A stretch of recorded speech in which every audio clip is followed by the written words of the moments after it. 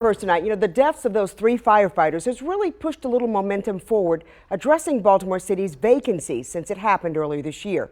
Today, Baltimore Councilwoman is pushing new legislation aimed at reducing some of the vacant homes across the city. Yeah, and she walked through the details with WMAR2 News' Kendall Green. And Kendall, this as police investigate human remains found inside another vacant home.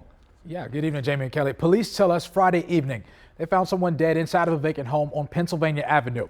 Now, this is just one of the more recent issues driving Councilwoman Odette Ramos to push her new legislation addressing vacants through the council. This is a difficult situation because we do have people who are needing shelter and they are going into these properties. In Friday's instance, we see some inside of vacant homes don't always make it out of them alive.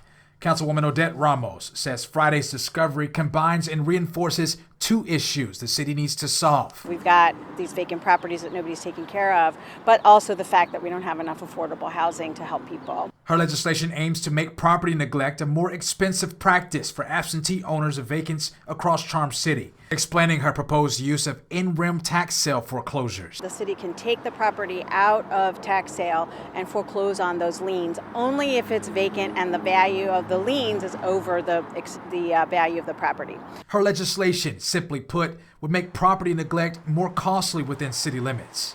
We have several examples in my district and across the city where the house has not been getting a failure to abate that notice.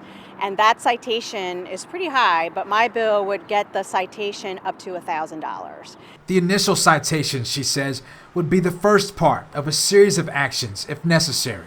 And the goal here is to get the attention of the owner to say, hey, come on, it's not just these little high grass and weeds, citations, it's this big one, you've got to pay attention.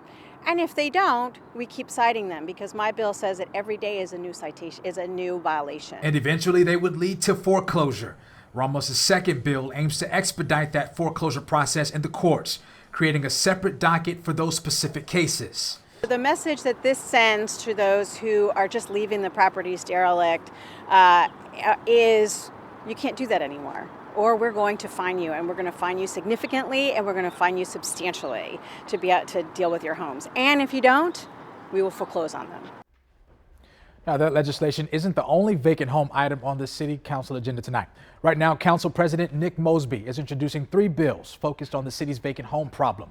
One would require vacant property owners to pay for emergency response services. The second would offer incentives to vacant property owners who address outstanding code violations and work towards getting their property refurbished. Now, it's not clear at the moment how those incentives would work. Now, the third would set up how vacant property owners would be charged for repeated and proven 311 complaints. Now, that meeting is going on right now. We'll have an updates on that bill at WMAR2 News at 11.